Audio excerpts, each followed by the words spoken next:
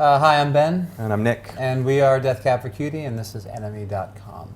It seems like the model for every streaming service that exists at this point is based upon building a monopoly. Right. And every streaming service that exists is kind of, saying, well, look, once everybody starts using our service, then and people are all paying to use our service. That's when artists and labels will start to see real money. Real money. Yeah. Real money. Yeah.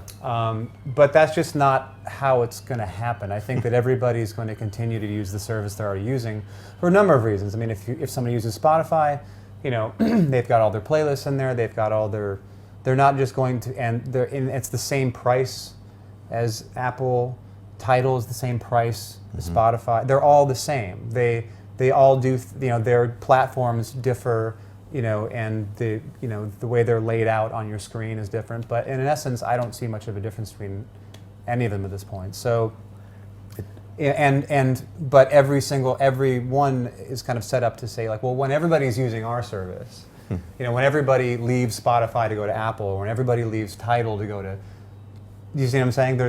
Then everything will even out and be the way it's supposed to be. And I just don't think that that's the world that we're going to find ourselves living in. I feel like there will continue to be multiple streaming services that people have kind of become entrenched with because that's just the format that they know. No. And I don't, it's just, I mean, maybe I'm cynical about this, but I don't quite think that one streaming service is going to put the other ones out of business, which is kind of the way I think that when Apple launches their new service, their idea is to put everybody else out of business and be the only streaming service. It's the same way that Spotify wants to be the only streaming service, and Tidal wants to be the only streaming service. So, I think that my earlier comments on the matter were maybe a little bit harsh, but I think that this is the world we live in now, and I'm certainly not going to, scream from like a Luddite about how people should.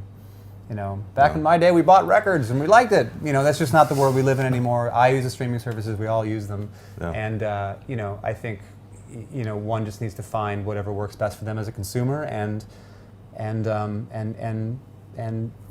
that's just the way it's keep loving music if you can. Keep listening to music. That's the hard part about having an opinion right now is I feel like a lot of the actual music makers have been shut out from the discussions on a fundamental level of how they've even been conceived and built.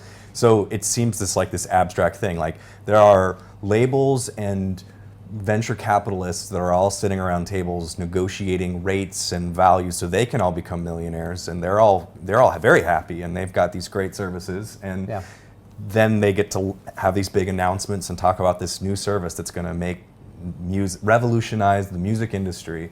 But I have yet to find any personal stake in those, or even been invited to sit at a table. Not like they would even invite a bass player from a band. You know what I mean? But you're the exact kind of person they should be inviting to those meetings. They should be talking to all of the music makers and people like songwriters who own their own publishing people. And I think Apple seems to have right now a real confidence in their platform, because I think that they've been able to make some deals behind closed doors with people that will ensure that their content might be a little bit more fleshed out than other services or what. But again, how that boils down to people who listen to music is I just hope that, like anything, people get a chance to choose, and they get a chance to find the music that they love, and that they can form a meaningful connection to it. And how that ever trickles down to bands and consumers there's a real big disconnect in some of that. We kind of get told more than we get asked, and I think it's odd for me to.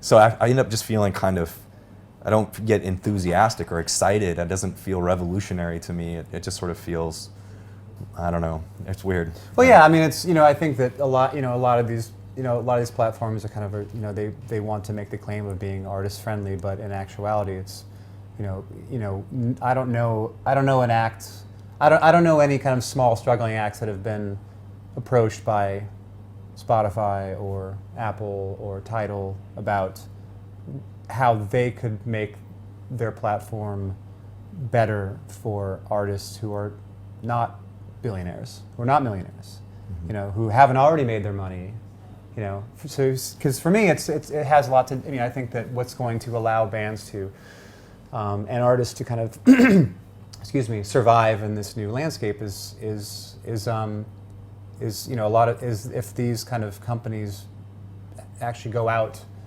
to younger, smaller acts, people that are kind of struggling to pay the rent, and ask like, how can we make this more equitable? Because now, if I'm streaming Stealing Sheep on any service, the money's not going to Stealing Sheep. It's going to Rihanna. It's going to Madonna. It's going to Taylor Swift. Probably not Taylor Swift. Probably not. But Yeah.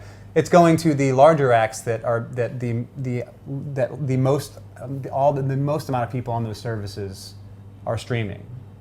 And I don't want to give my money to Rihanna. I like Rihanna just fine, but I'd rather give my money directly to Stealing Sheep. If I'm going to be streaming their music, I want the money to go to them. I want my $10 a month to go directly to them if that's all I'm listening to. No. But that's not how it works, and that's unfortunate, I feel. No.